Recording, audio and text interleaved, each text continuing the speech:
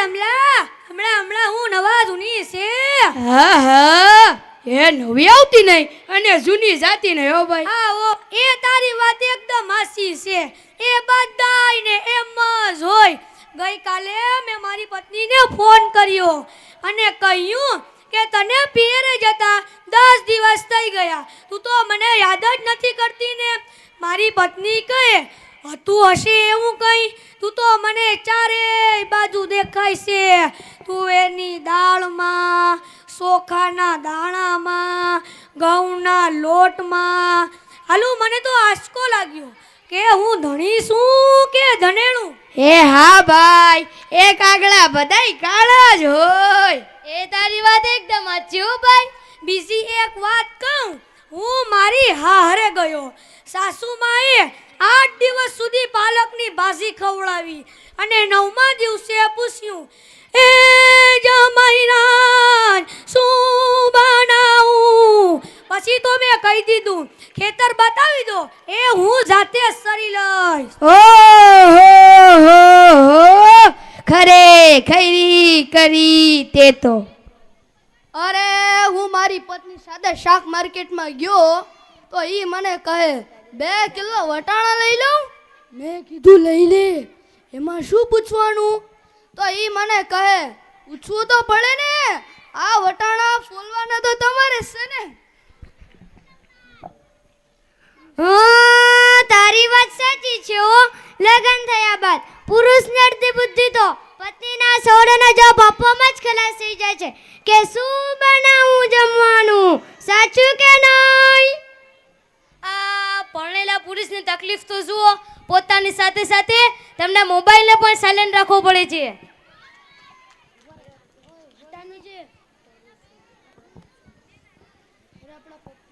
અરે બાયોની કેમ માંડું છું?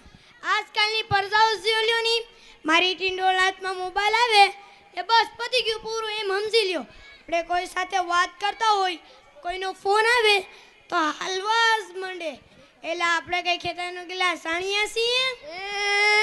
એને મન તો આપણે એવા જોઈ. જ્યારથી મોબાઈલ આવ્યો એટલે કરલો દુનિયા મુઠ્ઠી મેં. ધીરુભાઈ અંબાણી જોઈ લ્યો. એમાંય જો આ જીવો આવ્યો ત્યારથી છોકરા આપણું જીવ લઈ ગયા છે. પણ આનું નામ જીવો નહીં, મરો એવું રાખવું જોઈતું તું. એમાંય આ મોબાઈલ આવ્યો એટલે કેમેરો ગયો. આ મોબાઈલ આવ્યો એટલે ગાડી આવી ગઈ. આ મોબાઈલ આવ્યો એટલે બેટરી ગઈ. આ મોબાઈલ આવ્યો એટલે કોમ્પ્યુટર ગયું. આ મોબાઈલ આવ્યો એટલે ટપાલ ગઈ. આ મોબાઈલ આવ્યો એટલે નિરાત ગઈ. એમાંય જો આપણું મોબાઈલ આપણી ઘરવાળીના હાથમાં આવ્યો એટલે આપણે ગયા.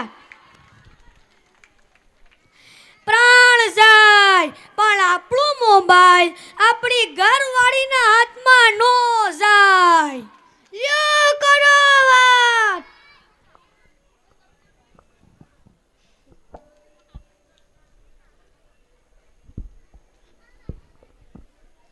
એલા આ જીઓ પરથી યાદ આવ્યું, આગળ સુધી પૈસા ચાલતા હતા એ કોણે બંધ કરાવ્યા તમને ખબર છે? સરકારે બંધ કરાવવા. બીજું કોણ? એ નહીં, આ પૈસા એટલે પાવલી. આ પાવલી જીઓવાળા મુકેશ અંબાણીએ બંધ કરાવી. ઈ કેવી રીતે? જો હું કહું કે સંભાળીના લગ્ન થતા હતા રપાવલી એટલે ઘણા બધા પૈસા કેવા હતા. એક ગોર મહારાજ ઘડીએ ને ઘડીએ કીધા કરે, પાણીની સમસી ભરો કો પાવલી, એક ફેરો ફરો કો પાવલી, બીજો ફેરો ફરો મુકો પાવલી. લા મુકેશને એટલી ખીસડી કે આખો દેશ મને મુકેશ અંબાણી કહે છે. નાગોર મહારાજ ઘડીએ ને ઘડીએ મુકો પાવલી કરે છે. મોટો થઈને આ પાવલી બંધ ન કરાવું તો મારું નામ મુકેશ અંબાણી નહીં. અને જો એણે બંધ કરાવી કે નહીં? આ મોબાઈલ આવ્યો ત્યારથી છોકરા કઈ બૈગડા છે. આ મોબાઈલ જ એનો બાપ ને એની માં ન હોય. આપણા છોકરાની તો વાત જ ન કરો.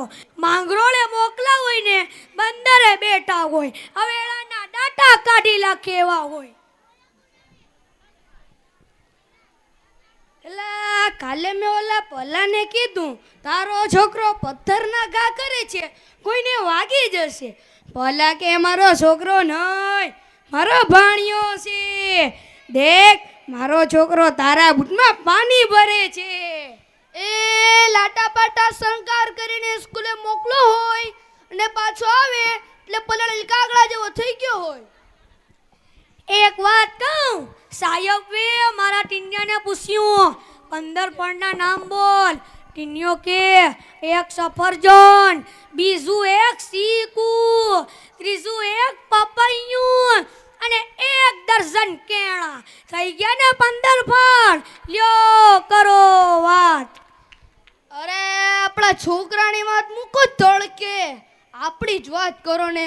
જ્યારે આપણા ઘરમાં છોકરો જન્મ થાય તો એની માં કહે આનું નાક મારા જેવું છે, નો બાપો કહે આની આંખો મારા જેવી છે, નો કાકો કહે આના વાળ મારા જેવા છે હો, નો મામો કહે આનું હાસ્ય મારા જેવું છે.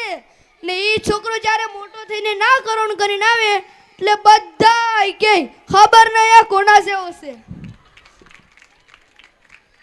એ લ્યો તો સૌના ઘરે જાય. આ લોકો તો નવરા છીએ, આપણે થોડા નવરા છીએ. હાલો હાલો હાલો હાલો.